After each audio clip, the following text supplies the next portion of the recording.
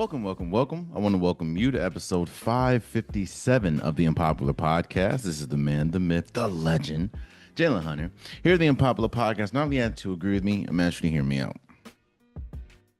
I'm going to start this episode in the most obvious, or I'll say it like this.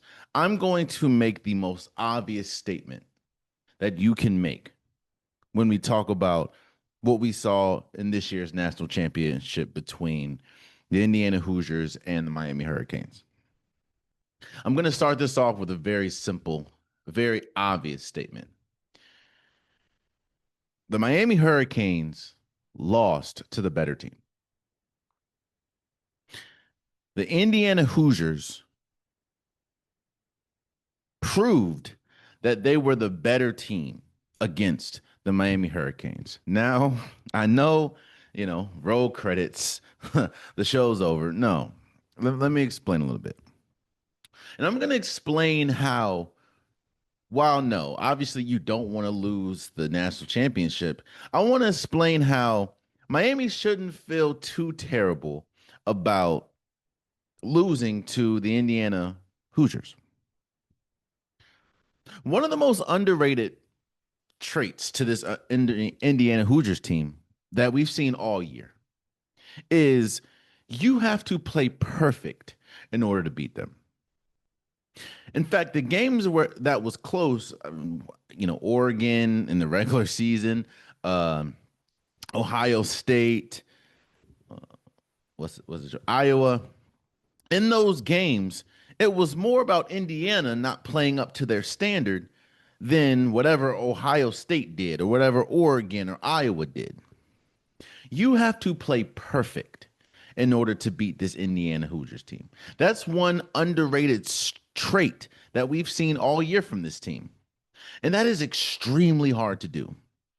It's extremely hard to have the least amount of penalties, the least amount of mental blunders in a game because there's so much going on. But the reason why I said that you have to play perfect against Indiana is because almost every single time they capitalize on mistakes. A prime example, if you don't want to talk about this national championship, go back to the Oregon game. It was 14-7 going into halftime or going into the second quarter. Oregon fumbled the ball, I believe, two or three times in that second quarter. In that second quarter, the lead went from 7-14 to 28-14 because every single time Oregon made a mistake, every single time they threw an interception, every single time that they fumbled the ball, every single time they had a penalty, Indiana capitalized. That has been the underlining superpower for this Indiana team. They, not saying they don't make mistakes, but they very rarely make mistakes. And when the opponent makes mistakes, they capitalize almost every single time.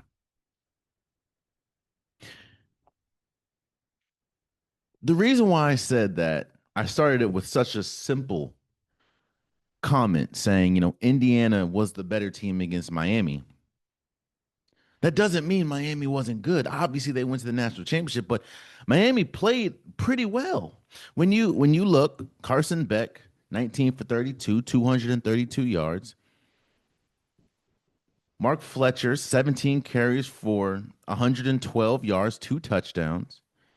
Malachi Toney, 10 receptions for 122 yards and a touchdown. Those numbers win you national championships. Those numbers is what gets you hoisting the trophy. But the issue is you're playing against a team that any little mistake, whether that's a penalty, whether that's a bad decision from your head coach to go for it or don't go for it on the fourth down, any mistake, Indiana capitalizes on. When you go to this national championship, the crazy thing about it is there were a lot of calls that weren't made that you would think would be made in favor of Indiana, but they weren't. there was about there was the non-targeting call in the first quarter that the Miami defender essentially launched himself with his helmet. It hit under the helmet of Fernando Mendoza. His mouth was bleeding. They didn't call anything. There was several times when the evidence shows that the Miami defender was holding on to the receiver. That happened like 3 or 4 times. They didn't get called. This game could have gotten worse. I don't even think I said the score. No, Indiana beat Miami 27-21. That even shows right there how good of a team Miami was. I obviously there are still some feelings that I have towards Mario Cristobal and his tenure and how it ended in Oregon. But I think that he has done an exceptional job coaching this team. Again, a lot of people did not have this team making the national championship, let alone making the making the college football playoffs. I think it was hilarious that ESPN had Marcus Freeman, who's obviously the coach of Notre Dame, and you know how everything went down, not making it to the college football playoffs. It was hilarious how they had him like one of the commentators of the game in one of the simulcasts they had. They had like 15 simulcasts. But Indiana was just a better team.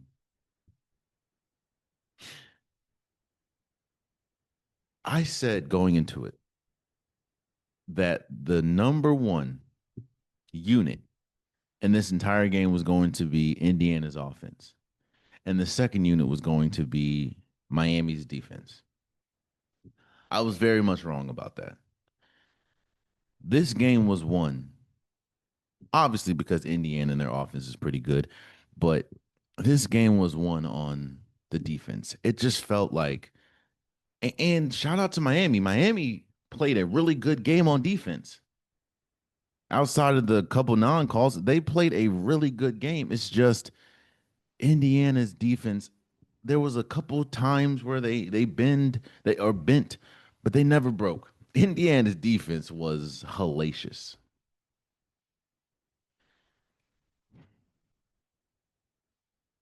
I while watching it and seeing that Carson Beck in Miami had a shot. I remember kept saying to my I kept saying to myself, this is why this is how either Indiana is going to win or lose this final drive. Now, obviously, that's clearly the case, but what I meant by that is the margins of victory, the margins of error are extremely slim when we're talking about going up against inferior teams, going up against dominating teams. Indiana has been a juggernaut all year. So you hadn't really seen it outside of the penalties. That delay of game on the final drive was killer. But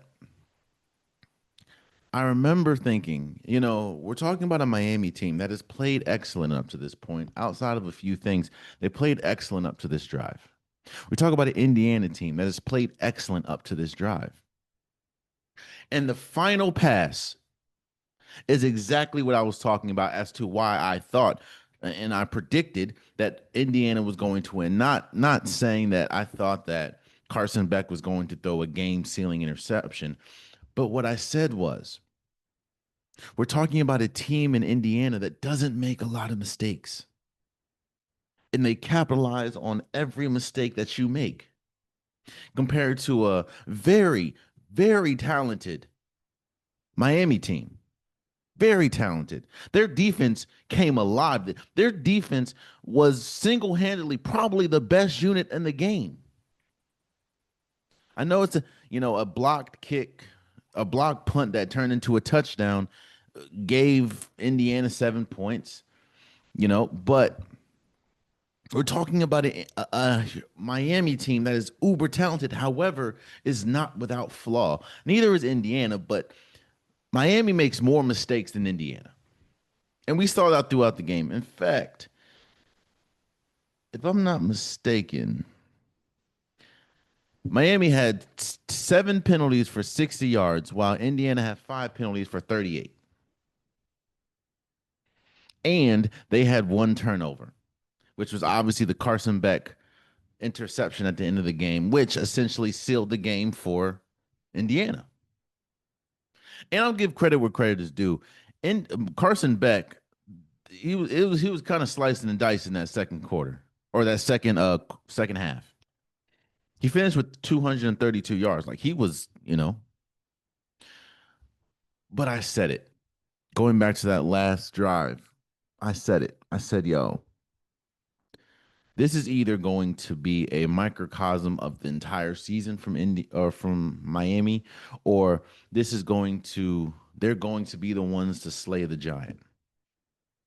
And almost three plays later, Carson Beck launches that jump into double coverage, gets intercepted. He wasn't hit. It was just a bad decision and a bad throw. And that's something that we've seen all season. Again, Miami deserved to be here. Miami was the second best team to, in the college football playoffs. But all season, mistakes like that, the only thing is it didn't cost them a lot of times in the regular season, but sometimes it did. It's going to cost you when you play up against Indiana. And I know that everyone's obviously it's the game, it's the final drive of the game, but remember for people that watched, remember last episode, I talked about Trevor Lawrence, or maybe 2 episodes ago when they played Buffalo. And I talked about Trevor Lawrence. And I said it was an expectation almost to a point where Trevor Lawrence, because he played great all game, there was an expectation that Trevor Lawrence is going to make a mistake here. I don't know where, I don't know how, but he's probably going to make a mistake. And on cue, he threw an interception. That's been Carson Beck almost his entire career. Don't get me wrong. He had an incredible tenured at Georgia. He won two national championships. But there have been multiple times. I know you're going to look back at Old Miss and say, "Well, what happened in that game?" Yeah, he rose to the occasion. But multiple times in that game, he put Miami behind the eight ball. They just because they have great defense, they were able to get up out of it. It's almost poetic that he's the one that throws the game sealing interception. And again, I know this is going to sound like I'm crapping on Miami, but I'm not. It just goes back to the original point. You lost to the better team won. I know that's an obvious thing because usually the better team usually wins, but no, Miami or Indiana is the better team. They have been the best team this year all season. They are the best team in college football. And when you go up against the best team, not saying that the best team can't lose, but you beat them more than they lose. Because usually at this point, they're not going to shoot themselves in the foot. They're not going to beat themselves. They might have a drive or two where they don't capitalize. They might have a drive or two where it still gives you hope because, they didn't score or they have a turnover or anything. But listen to this. Miami beat them in total yards. They beat them in passing yards. They beat them. That's it. Where this game was won was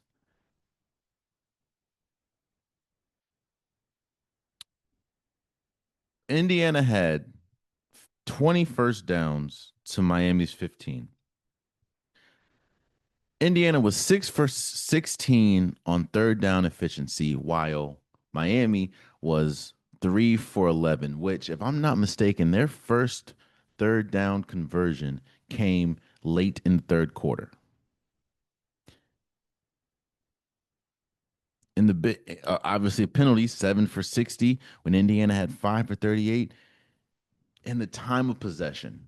That that is the thing. That's the entire game right there. Miami had the ball for 23 minutes and 36 seconds, while Indiana had the ball for 36 minutes and 24 seconds, which tells you Indiana wasn't doing much deep ball shots. They were just methodical, run the ball, get about 4 yards here, get about 4 yards there. Obviously, if I have to do a back shoulder pass, I'll do that. If I have to throw deep, if there are deep shots to be had, which there were a couple times, Indiana played the Indiana game. That's what they've been doing. Obviously, if the big shot, if the big play is to be had, they'll have it. But to have over 11 more minutes, wait, to have 13 more minutes with the ball, the defense, Miami's defense, as great as it is, that gets tired. So that means mistakes happen more. It's Miami lost to the better team. Now let's talk about Indiana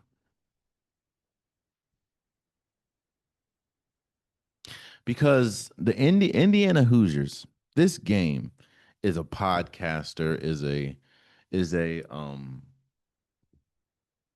media member's worst nightmare. Not saying that the game was bad. That's like the absolute worst, but nothing different happened. You can't report anything nothing crazy. Obviously, you can report that this is Indiana's first national championship in school history. You know, Kirk Cinetti, you can argue if he's the best college football coach in the country, which I don't know how that is an argument. I know how great Kirby Smart is. I know how great someone like Dan Lanning or Lane Kiffin is. Uh, but there should be absolutely no question that Kurt Signetti is the best coach in college football. If you look at his track record, everywhere he goes, that's what he said. Google him. Everywhere he goes, he wins. I can't stress to you enough how bad of a program Indiana, at least on the football side, was. When we talk about Indiana, we think about obviously the Hoosiers, think about Larry Bird, think about the Pacers. There's a lot of things you think of before you get to the Indiana football team, before Kurt Signetti got there. And obviously, I know his dad coached, and then there's ties and everything, which he, I think, briefly discussed after the game and during celebration, and how the whole team was just elated. But there's a to have to win your school's first national championship, to have probably your school's first number one overall pick in Fernando Mendoza. Kurt, Seg- Kurt Signetti really showed you that there's still obviously Indiana crushed it when we talk about transfer portal, when we talk about when we talk about NIL, but they really showed that there's still value in retaining pieces. I think that's been the fight that a lot of people have, and the challenge that a lot of coaches have retaining talent, and thinking that a lot of times the talent that you have to retain is only retainable because of by money. And another incredible display that we saw this year and in the national championship is the importance of building a program from the ground up. Again, a couple years ago, it would be blasphemy to say that Indiana was going to be in a national championship, let alone win it.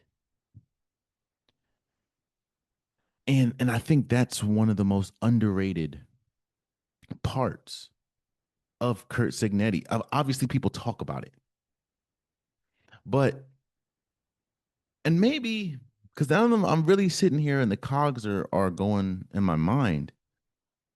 When they talk about Dan Lanning, one thing that they talk about constantly, and it's understandable. They talk about how he is building a program and how great he is at building a program, how different Oregon looks just what 2, 3 years since he's been there to now or before. It looks different. But maybe it's easy for them to say that because, you know, once you get to the college football playoffs, Oregon doesn't win.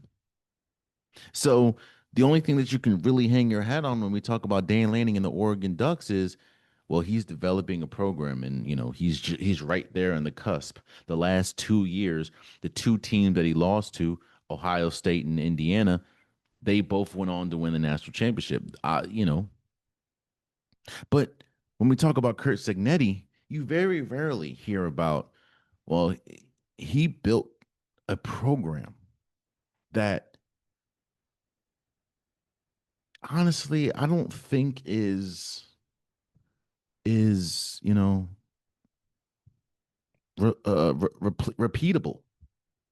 is replicable, because you're not going to find a Fernando Mendoza. You're not going to find a Kirk Cinetti. Bro, think about it, bro. On a Wednesday, we're talking about Indiana. And this is no disrespect at all. This is all praise. We're talking about Indiana as a national champion. Indiana. Obviously, shout out to the players. Shout out to Fernando Mendoza. Didn't have to do much. The rush that he had in the fourth quarter, it was like 4th and 5, and that could have really swayed the game where he scored a touchdown. That was, I mean, I know everyone talks about a Heisman moment, and obviously he won the Heisman, and the Heisman is a regular season award. However, if we're talking about Heisman moment in the playoffs, that was his Heisman moment. That game, Miami could have won that game 100 different ways. And I'm not saying Indiana opened the doors. Just Miami played really well, especially defensively. Yeah, there were some penalties, but they played really well. And what's not being talked about, because obviously it didn't matter. Indiana made some mistakes too. I'm thinking about the targeting call that they had in the fourth quarter, that Miami had two huge plays, like huge chunks. I think Malachi Tony had one, and um Mark Fletcher had one. So Miami could have won the game, but when it was time for the rubber hit the road, you know when you need it, when you need to buckle down, Indiana did what they were supposed to do. And a team that, as great as they are, have shown flashes and flaws of mistakes all year, Miami made the game sealing one. I don't know if Indiana is going to be back here next year. I mean, you're losing a number one overall pick in Fernando Mendoza. However, what I do, and you're losing, Kellen Black, he's a senior. He's probably gone. I don't know if Amari Cooper's going to be there, but I do know this. If you still doubt Kirk Signetti, then you haven't watched a ounce of college football these last 2 years. So while I don't know if they're going to be back next year, I do know that any team that is coached by Kirk Cinetti, who is far and away the best college football coach in America, that team is going to be good, no matter who you put, because the program that he's built is a foundation of winning. Clearly, congratulations to the Indiana Hoosiers for winning the program's first national championship. Much, much deserved. It goes back to the original point, the better team won. Indiana has been the better team all year. They've been the best team all year. I think, again, I talked about it last week. It was just difficult for a lot of people like myself to look at an Indiana squad. When you have all the SEC teams, when you have Oregon, Ohio State, Texas, Penn State, when you have all these huge schools, Miami, Clemson, to say that the best, far and away best school this year, program this year was the Indiana Hoosiers. It's very hard to accept that, but it's not that hard to accept that they are national championships. So congratulations to you guys for beating Miami 27-21. Let's move forward. I'm going to talk about what we saw in this year's divisional playoffs, and I'm going to start with obviously the game with the most talking points, and that's obviously the Buffalo Bills going into Denver and losing 33-30. I want to say this. I feel how the media is covering this game, how they're covering Josh Allen is much different than what we're hearing from Josh Allen and what we're hearing from the media or from inside the locker room. It is absolutely no question that this game was on Josh Allen. That's one reason why Josh Allen was crying at the podium at the end of the game. That's why he said he let his team down because he knows that he lost the game for this team. When your whole entire team has 5 turnovers and you are responsible for 4 of them and you lose, you it's very easy to point the finger at you and say you played the most part in losing us this game.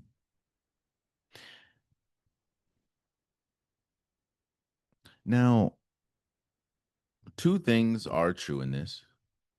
While Josh Allen is the main reason why and gets most of the blame pie for losing this game, he gets also most of the blame pie for having a chance to win the game. Josh Allen is the main. Josh, outside of having the rushing leader, who had a good game by the way, outside of the fumble,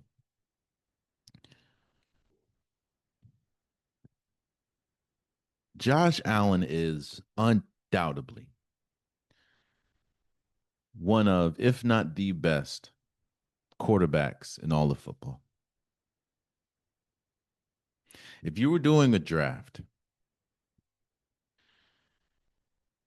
and you were to compile the best quarterbacks, depending on who you talk to, depending on who you ask, you can't get further than 3 without hearing Josh Allen's name. All season, people have been praising how good Josh Allen is, and rightfully so. When you look at this defense for the Buffalo Bills, and you look at the weapons that Josh Allen has been provided. No offense to them, but they're not premier. You thought someone like Keon Coleman was going to be a solid number 1 and a premier wide receiver, but he just hasn't been able to get that. Shakir has been cool. Brandon Cooks has been cool, but he's closer to the end of his career than the beginning.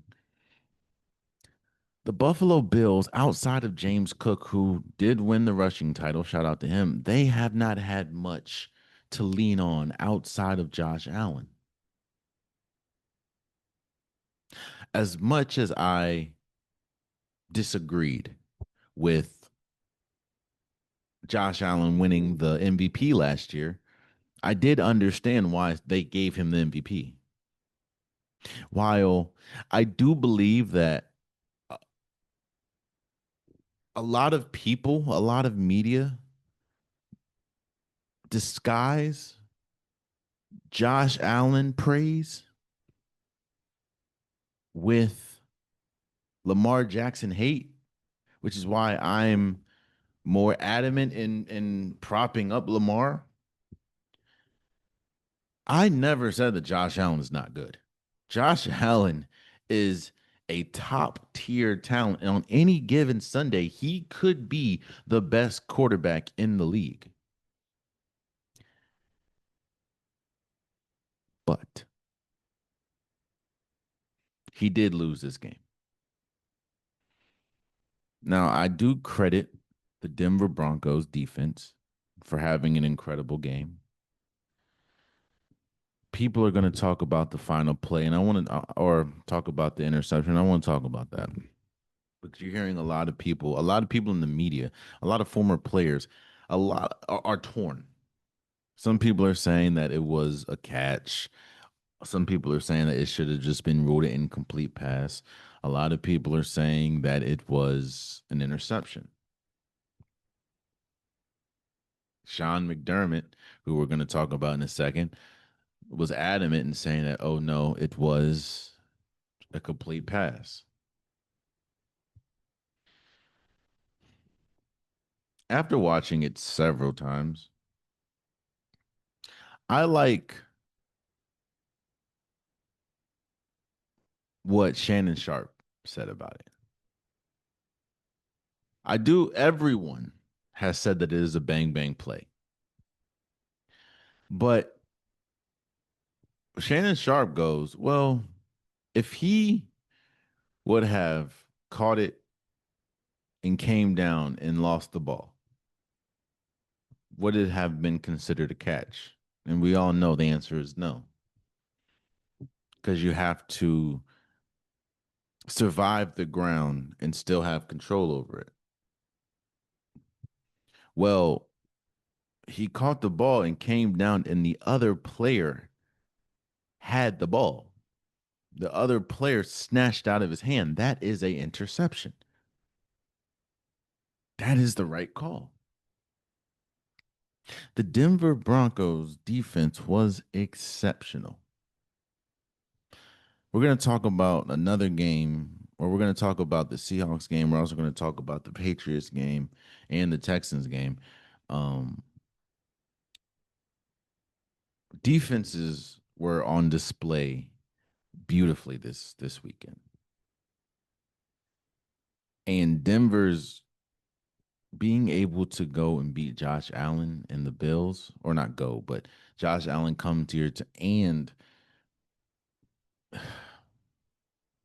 Bo Nix played a good game. 26 for 46, 279 yards, 3 touchdowns, 1 interception. Bo Nix played a good game. However, I feel that I don't know if it was because of the play calling. I don't know if it was just misses. There were a lot of times where I remember thinking this going into the fourth quarter. The score, I believe, not fourth, yeah, no, going into the fourth quarter. I believe the score was 21 to 23, 24. And I'm thinking to myself, Denver Denver has 4 turnovers. Oh, actually, let's talk about halftime. Denver has 4 turnovers. And going into the fourth quarter, they have 24 points. That's not going to win you anything. I just felt like they left the door, as great as the defense was playing, as great as Bo Nix was playing, they left the defense open. I mean, they left the door open for the Bills, and the Bills capitalized in the fourth quarter. They scored 13 points. But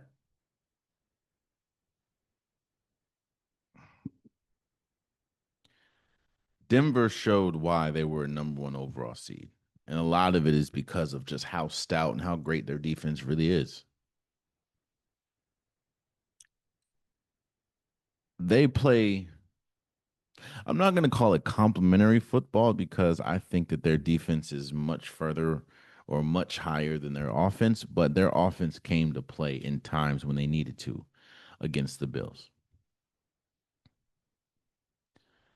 And that then brings me to the next part of this, and we have to go back to the Bills and more specifically Josh Allen. The reason why I completely understand for people that don't know, after the day after Sean McDermott gets fired, I'm not saying that, and again, it goes back to I talk about that with John Harbaugh. I talked about it with Mike Tomlin. I talk about it most of the time. You don't really usually get fired on one instant. There's usually a stack of things. You usually have a laundry list of things that are fireable offense, but they're just gonna hold on to see. And there's usually a cherry on top. Whenever they put that cherry on top, it's over with. And this game was the cherry on top. I just heaped an abundance of praise for Josh Allen, and rightfully so. But you don't have Patrick Mahomes in the playoffs. You don't have Lamar Jackson in the playoffs. You don't have Joe Burrow in the playoffs. In fact, the teams that are remaining at the time of this, like when we were going into the divisional round, you had Brock Purdy, Sam Darnold, CJ Stroud, Drake May, Matthew Stafford, and Caleb Williams, all of which are not, when we talk, obviously this season is different, but usually when we're doing the rankings, are not on the same level as Josh Allen. So you're going into the playoffs with the ultimate weapon, with the ultimate get out of jail free card, and that is the best player in the playoffs. Because even if you want to talk about non quarterback, he is the best player in the playoffs because Miles Garrett's not in the playoffs. And this is yet another year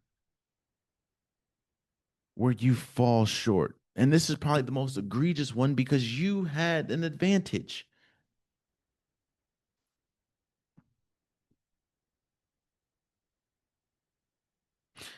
Josh Allen is also, I don't think he's won a play, overtime game. I think he's like 0 for 7.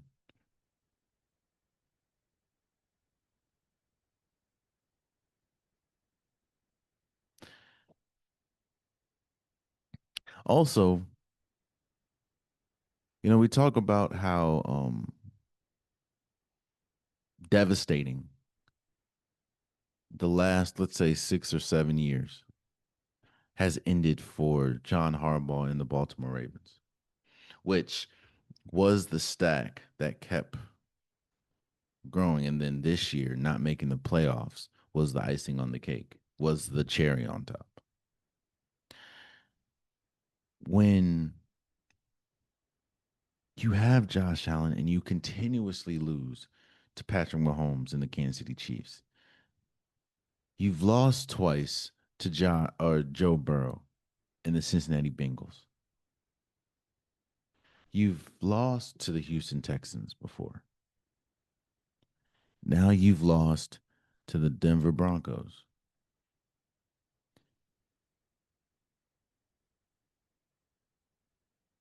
When you have somebody as great as that, that is Josh Allen. When you've had incredible teams, when you've had someone like Stephon Diggs, and we see what Stephon Diggs is doing in um, in New England, when you've had someone like Von Miller, when you've had really good pieces, and you come up short every single time, usually by the same person and same team. But now that person and team is not even in the dance and you still come up short. That was the ice, or that was the cherry on top for Sean McDermott. And that is why I think that you saw Dawkins crying, you saw Brandon Cooks crying, you saw Josh Allen crying because they understand that this was it. Look, I know that there are definitely teams that look better than others, but this is the most wide open, and they understand that too. This is the most wide open playoffs we've seen in years. Who would have thought that going into this playoffs, the conference championship would see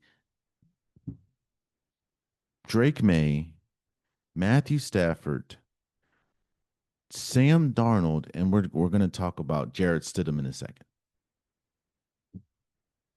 Who would have thought that?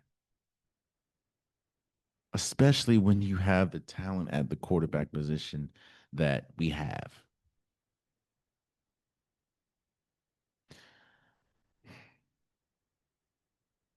It is crazy that the three reigning, not three, the two reigning back to back MVPs are without a coach as we speak. But again, that's also understandable. Somebody has to take the fall for this. I am a little shocked that you fired Sean McDermott and kept the GM who hired Sean McDermott and who constructed these rosters. But this loss is on Josh Allen. Yeah, Josh Allen was great and got him there, and it's still a great quarterback. I get that, but this loss is on him.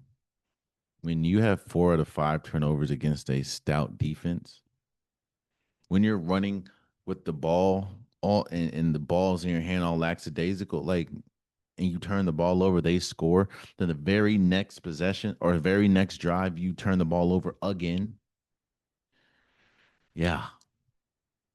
The only reason why this game was remotely close is because of how great Josh Allen is and the fact of this Denver's offense, or Denver just couldn't capitalize offensively until they could. Which brings me to the next point. Bo Nix. I credit and I can appreciate Sean Payton for coming out, uh, bringing the media back out and saying, "Yo, Bo Nix, he has a he broke his ankle. He has a fracture in his ankle, and he's out for the um playoffs. Even if they make the Super Bowl, he's done." Talk about emotions going from cloud nine to the pits of hell in a span of 20 minutes. Denver was on top of the world. The path to a Super Bowl just got that much easier, and you slayed one of the Giants and Josh Allen. Bo Nix had arguably his best, arguably he had his best playoff game that he's had. I know he's had two of them, but still, it was a complete game, and you're going off and should have been favored in the AFC Championship to now losing your starting quarterback and having to go with Jarrett Stidham. You can paint all you want confidence and say that you have confidence and you feel like you can move forward and still win with Jarrett Stidham, which you might. Especially when we'll talk about Drake May, especially when you see how Drake May's been playing in the playoffs. But Now, if Jared Stidham is comparable and the defense plays like they've never played before, which we've seen, maybe they have a chance, but that would be a devastating loss to the Patriots if they lose to Jared Stidham in this Denver Broncos team. But for the moment, congratulations to the Denver Broncos for beating the Buffalo Bills 33-30. That also shows too, like Buffalo's defense hasn't been great majority of the year. I know they say they have a really good pass defense, but their rush defense isn't good. You gave up 33 points while Bo Nix threw the ball 46 times. And he was the leading rusher with 29 yards. So, whew, yeah, that's that is as tough. This is going to be a very tough off season for the Buffalo now that they have to find a new coach, and the fact that they know that this was a golden opportunity. Because I don't know too many times. I don't know how many times Lamar Jackson's about to miss the playoffs. I don't know how many times Joe Burrow's going to miss the playoffs. Even though it's crazy how you see all these coaching firings and Zach Taylor is the one that is just safe. I don't know how many times Patrick Mahomes ain't gonna be in the playoffs. So, congratulations though again to the Denver Broncos for beating the Buffalo Bills.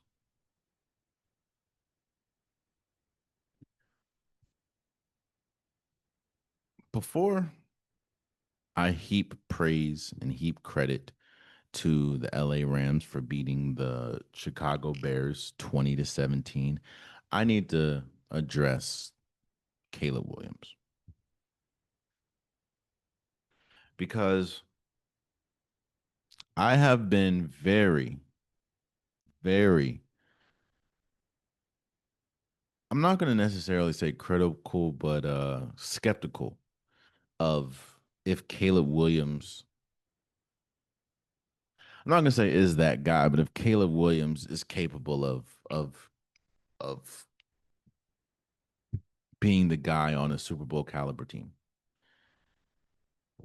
Because when you look at the pieces that he has on this Chicago Bears team and how for the last year and a lot of times this year he just looked bad. Even in the playoffs, he's looked bad. Um, I've questioned, and I haven't really given enough credit to um, just his importance to the operational cog that is the Chicago Bears. And I know when you look at the stat line, man, 23 for 42, 257 yards, two touchdowns, three interceptions. You think that's not it. You only scored 17 points. That's not it. I think that this is one of the very, very rare times where a loss and stat line like that, two touchdowns to three interceptions. This is the very rare time when I have much more confidence. And I feel like Caleb Williams proved to me in this game, even with that stat line and the loss, that he is indeed that guy. Think about this, man. I know it's very early, but we're arguably looking at one of the greatest top what top draft picks in terms of in the same draft. You got Jaden Daniels was second overall. He was in the NFC Championship last year. Caleb Williams, he was necessarily a kick away in the overtime. We'll talk about in a second from making the NFC Championship, and Drake May, who was in the AFC Championship this year. and could very well win MVP. We're looking at damn near three of the best or top best three picks we've seen in the draft. But Caleb Williams, I've been uber critical, and I think that me being critical has been justified. However, you have proved to me that you will be the guy for a while. That was the I think that there is a beauty and there is an importance to being able to react to impromptu plays, being able to react when plays break down, to be able to react when things aren't going your way, when, you know, your top two options are taken away, when you're able to scramble the way he is, elude pressure, elude tackles, and still get off accurate throws and incredible throws. Not too many people are able to do that in the league. I think that Caleb Williams is good enough, and he showed this game, even though they lost, he showed this game why he was the number one overall pick.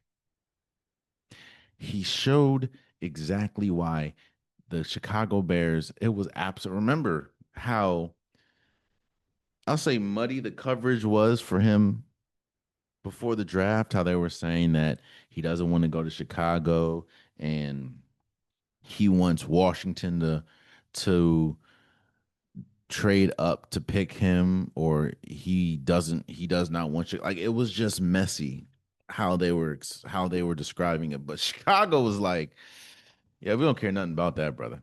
You're going to be a Chicago Bear. We don't. I don't care what you say.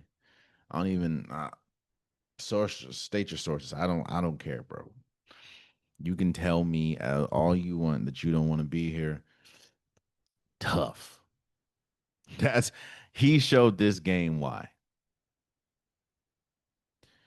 That pass he made in the fourth quarter to the touchdown, where he damn near scrambled 40 yards back. Like, he turned around and ran the opposite direction, eluding to turn around. Now there was a luck involved, but to turn around and chuck it. And also, Cole Kmet did push off, but it is what it is. They didn't call it. He caught it. One of the greatest plays in Chicago Bear playoff history. Caleb Williams all but showed me, or all, oh, Caleb Williams showed me that he probably will be a future MVP, and he's definitely good enough, just with a little bit of refinement, to win a Super Bowl. That's what he showed me this game. Cause boy, he was like, man. But let's talk about the game overall. And one of the three interceptions, obviously, which is going to be talked about a lot, came in overtime. When it just looks like, now obviously nobody has come back to, kill or criticize DJ Moore. Obviously, you're not going to do that. That's your teammate. But it looks like DJ Moore just haphazardly, lackadaisically ran a route. And it also looks like he damn near quit running on the in mid route, which obviously Caleb Williams did not see that coming. He tossed it. I think Cameron Curl caught the interception. DJ Moore, it just seemed he did not make any type of attempt to catch that ball. And I said it when it happened. I said, "Oh, that's game." Not necessarily because like he had a pick six, no, but we're talking about Matthew Stafford here. We're talking about Sean McVay. We're talking about this Rams offense that continued to get chances, continued to take shots. And one thing that we know, when you have a Sean McVay team, when you have a team led by Matthew Stafford, who has seen he's a Super Bowl winning quarterback who's seen every single coverage that you can see. There's nothing you keep giving him opportunity, which obviously he had three more. You keep giving them opportunity, they're going to capitalize. I mean, Kyron Williams, 21 carries for 87 yards. Puka Nakua didn't really do much. Five catches for 56 yards. It was Cody Parkinson that had three carries for 56 yards. Like nobody really did much. Devontae Adams, two carries, or not carries, two receptions for 24 yards. But you keep leaving the door open, and eventually someone with the with the mileage and cachet that Matthew Stafford has and skill that Matthew Stafford, they're going to capitalize. Um,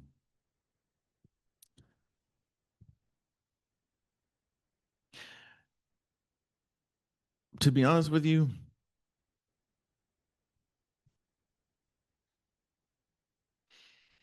I feel like Chicago obviously could have played better, but I feel like Chicago lost this game more than the Rams won it. And this is the second time I felt that way about watching a Rams game. I felt that way. I felt the Panthers lost it more than the Rams won it. Every team is flawed. There's not a perfect team. There's better teams, obviously, but every team is flawed. It's just can your can your positives outweigh the negatives?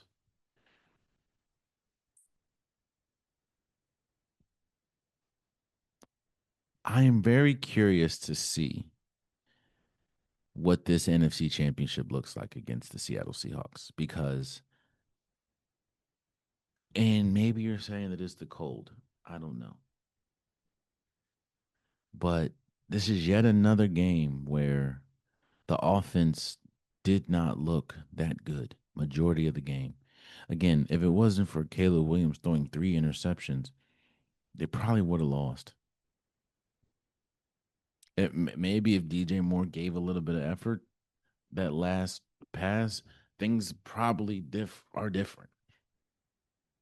That's the point I was trying to make. Let's PS this. I realize now that I'm talking, I didn't make the I didn't make fully the point. I think that it's cool that Caleb Williams, and I think that is a great superpower that he's able to improvise. He's able to, use his legs and able to create beautiful art when the play breaks down. But I just don't think that he takes the easy passes a lot.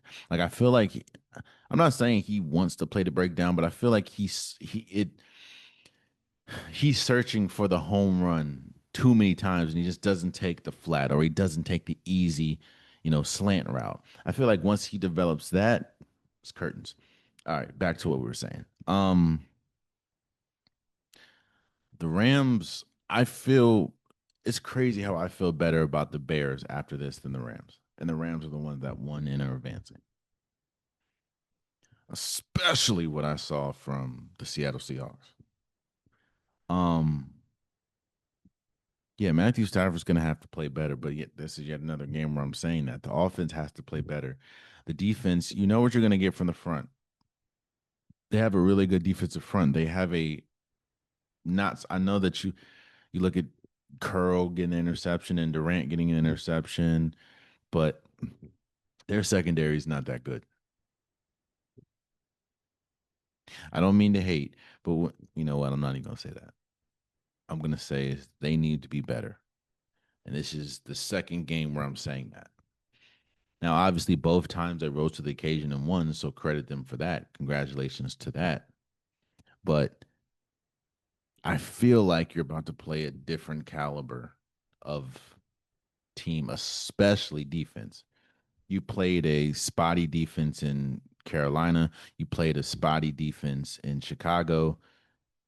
There ain't too many spots when we talk about Seattle. But for the time being, congratulations to the LA Rams for beating the Chicago Bears in the cold, by the way, because that's always been a thing with Matthew Stafford. Uh, he played at Georgia. He played for a majority of his career um in Detroit, which is a dome. He's not great in the cold, so the fact that he was able to play in the cold and wind, shout out to him for that. Oh, let's talk about it.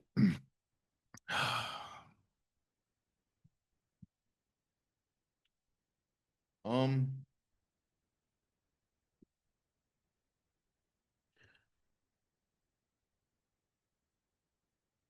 the Patriots beat the Houston Texans 28-16. And as much as I could say it, the game wasn't that far away. In fact, let's explain this.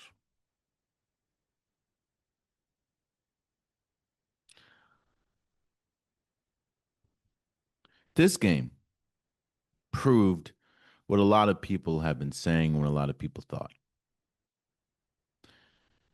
This game proved that I believe the Houston Texans defense was far and away the best defense in football.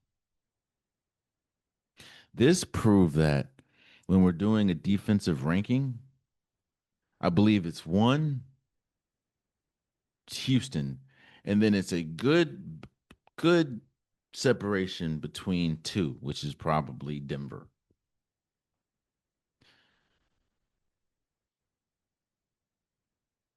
The Houston Texans defense single-handedly kept them in this game. The Texans the Texans defense single-handedly is the reason why this game was even remotely close. And this is one of the first times I can remember where the defense single-handedly kept them in the game while the quarterback single-handedly took them out of the game.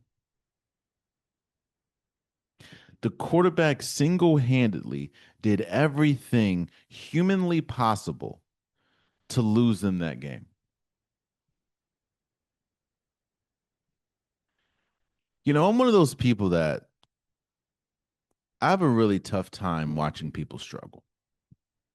I have a really tough time watching people embarrass themselves. It's hard for me to watch because I think a part of me thinks about, well, what happens if I'm in that situation? And while, every situation is different, I've been in situations where I've been the center of attention in a very embarrassing moment. And it's just very hard for me to watch somebody crumble like that. But CJ Stroud not only had undoubtedly his worst game as a pro, he had one of the worst performances you will ever see from a quarterback in the playoffs. 20 for 47, 212 yards, one touchdown, four interceptions. And those are just the interceptions. We're not talking about the fumbles that they were able to recover. You see, if you want to make this much more glaring, you have to compound and you have to add what we saw in the Steelers game and how bad he looked in the Steelers game and how the only reason why the Steelers lost that game is because they just were that inept on the offensive side of the ball. But with the fumbles, the interceptions, CJ Stroud, just like this game, did his best to keep the opposing team in the game. And it's like you can see it. I understand that the saying is next play, next play. That play happened, forget it, next play. But you can just tell that the interceptions were weighing on him. You can just tell that he was in his head and he couldn't get out, which is why I understand why people said that they should have started Davis Mills. Davis Mills is 3-0 as a starting quarterback for the Texans. And it just felt like with how good the defense was playing, any other quarterback would have helped in this situation, would have been better than CJ Stroud in this situation. It seemed like he was too far gone in his head trying to make up for the interceptions, which then caused another interception. He had four of them, and each one of them were worse than the other. He threw a pick six on top of the fact that if it wasn't he threw four interceptions, but he probably could or should have thrown seven or eight of them. There was about three or four times I can remember vividly where the Patriots defender just dropped it. But if it wasn't for those drops, he had a bunch of overthrows. How is your wide receiver fully extended and you still overthrow him? And he's wide open. To the to the Carlton Davis interception where I think he had two of them, but one of them he just lobbed it to the guy. It felt like every single time he threw it to Hutchinson, it was intercepted. That's what it felt like. Obviously, that's not the case, but that's what it felt like.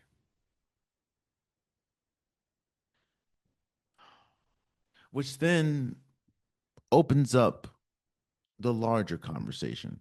Shout out to people like Shannon Sharp. He's been saying it. Shout out to Troy Aikman. CJ Stroud and this Houston Texans team has been chasing rookie year CJ Stroud and how good he was his rookie year. And how since his rookie year, I know this is year three, but since his rookie year, it has been nothing like that. He had one of the greatest rookie seasons we've ever seen from a player. To now, he had arguably the worst playoff game we've ever seen from a quarterback. Now, last year, I blamed it on the defense. Or not defense. I'm sorry. Last year, I blamed it on the offensive line.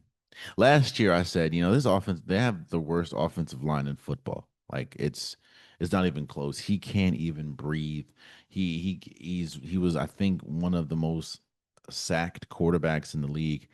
And on top of that, it's like you don't even have time to wait for your wide receivers to get open because their defense is already in the backfield. On top of that, you saw Stephon Diggs go down with injury. You saw Tank Dell go down with injury. It was just a tough situation. So, as much as he struggled last year, I blamed it on the offensive line.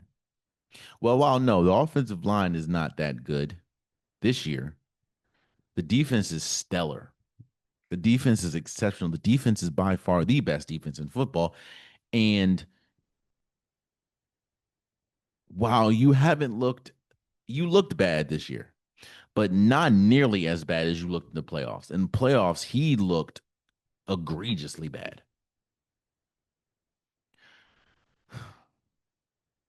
So to the point where this would be the year where you pick, they talk about contract extensions. They're definitely not going to do that now.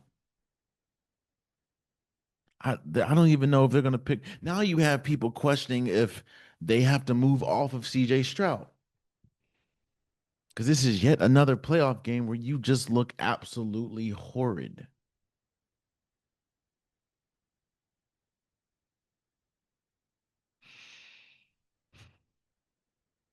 Because remember, even last year, they beat the they beat the Chargers, but that's because Justin Herbert threw four interceptions. And then you get just mollywopped by the Chiefs, if I'm not mistaken, or maybe not Mollywop, but you definitely lose.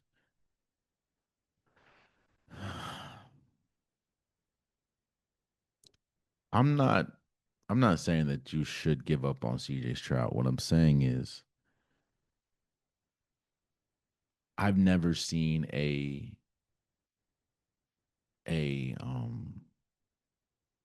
tug of war game as I saw with CJ Stroud and his defense, because his defense played exceptional. Yo, late in the fourth quarter, the score was 21-16. Like they had a shot. They had shots. It's just CJ, but then CJ Stroud just he was just too much in his head. He was too much, and they lost. And the crazy part about this, and let's go over to the New England Patriots for a second. Drake May hasn't played that good in the playoffs either. Drake May ain't been lighting it up either. Drake May, he's been fumbling like crazy too. It's just they don't lose those fumbles that much. He had an interception here. Drake May hasn't been great. The defense has been really good, but Drake May hasn't been great. And he looked, I'll be real, outside of that one-handed catch that Boutte made to, I think, get the score to 28-16, or the Stephon Diggs touchdown. Drake May ain't look good this entire playoffs. But you're running into you're running and again, I know at the end of the day you're winning. So that's all that matters. But you're playing, yeah, you played the best defense. It's, I don't know. Justin Herbert had his worst game against y'all. And then CJ Stroud had arguably the worst game we've ever seen from a quarterback ever against y'all.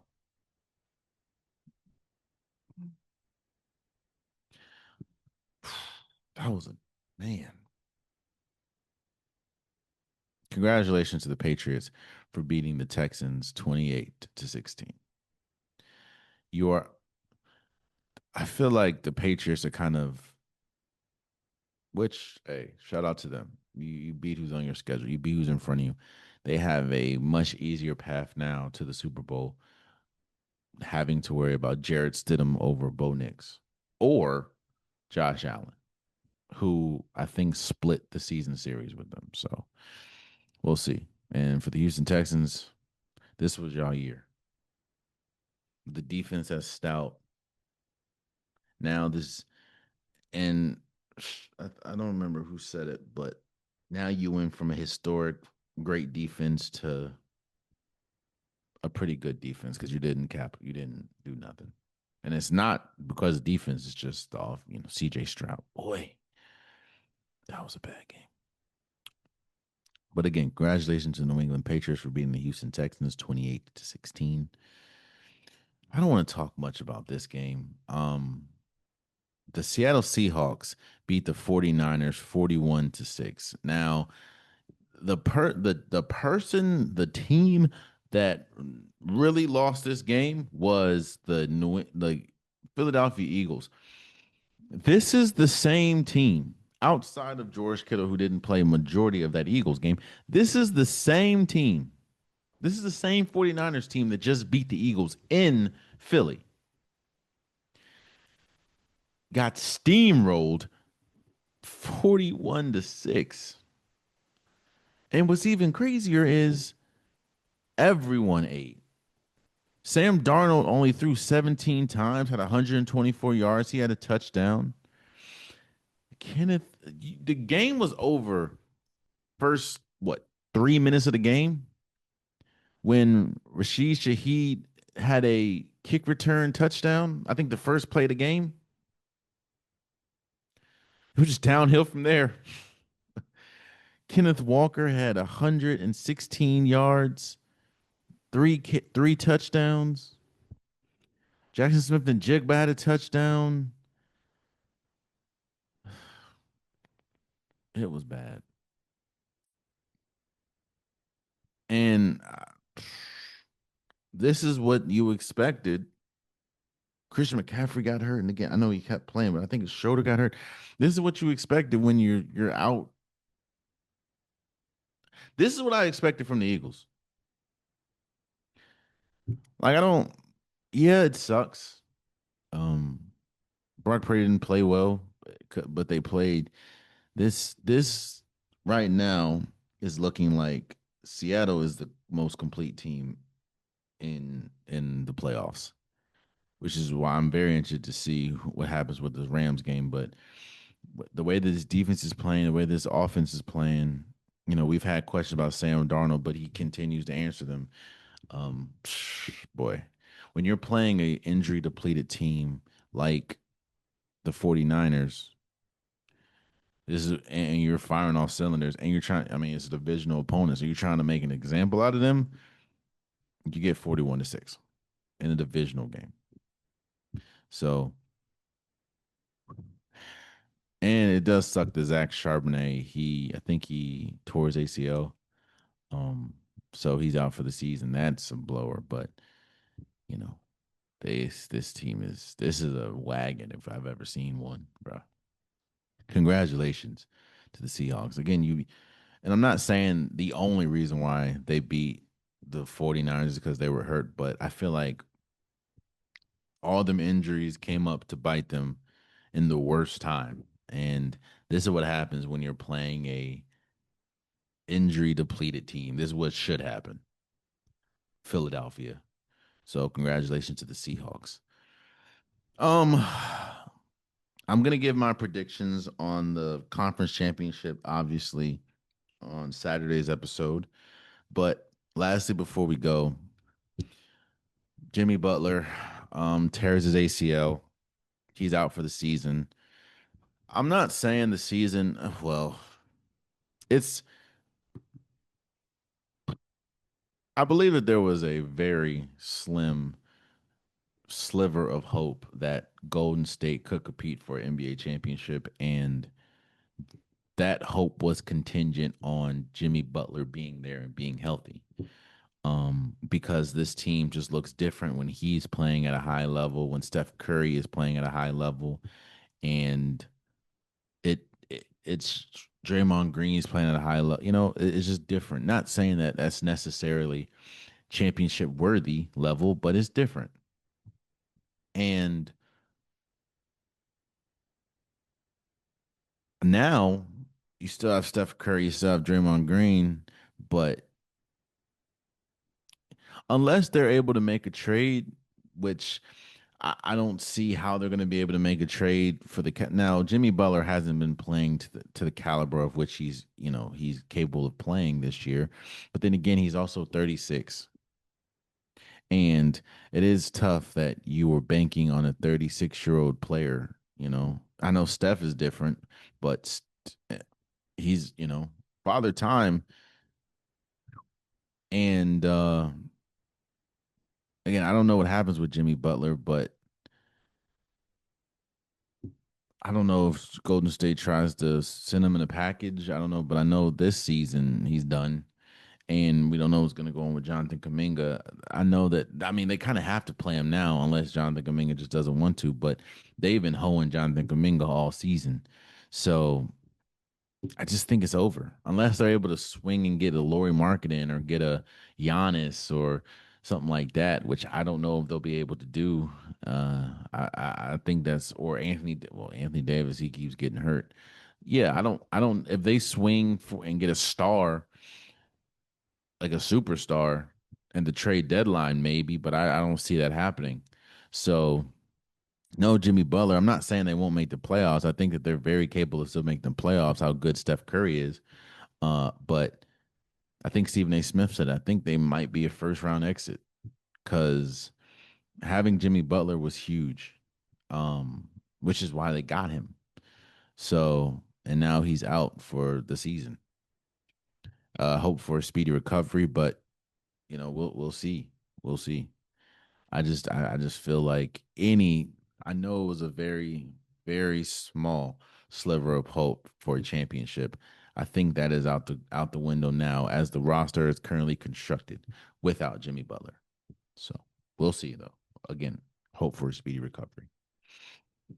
There you have it. That's been today's episode of the Unpopular Podcast. I truly, truly appreciate you guys. If you want an Unpopular Podcast shirt, hoodie, sweater, long sleeve joggers, the links in the description below. I have multiple different colors, multiple different designs. Get your Unpopular Podcast merch today. Also, please subscribe to the YouTube channel. I'm trying to get as many subscribers as possible. If you like the content, please subscribe. Please tell a friend to tell a friend to subscribe. It definitely means a lot. Also for my DSPs, Apple Podcasts, Spotify, SoundCloud, wherever you hear this luscious voice of mine. Please support, please follow, please share, please comment, please rate. I'm trying to grow the podcast unilaterally, and I cannot do it without you guys' help. So please, please, please, please support and follow all the 9 yards. Also for my socials, Instagram, TikTok, SoundCloud, or not SoundCloud, Facebook. Please follow. I post pretty much daily, whether that's reels, whether that's stories.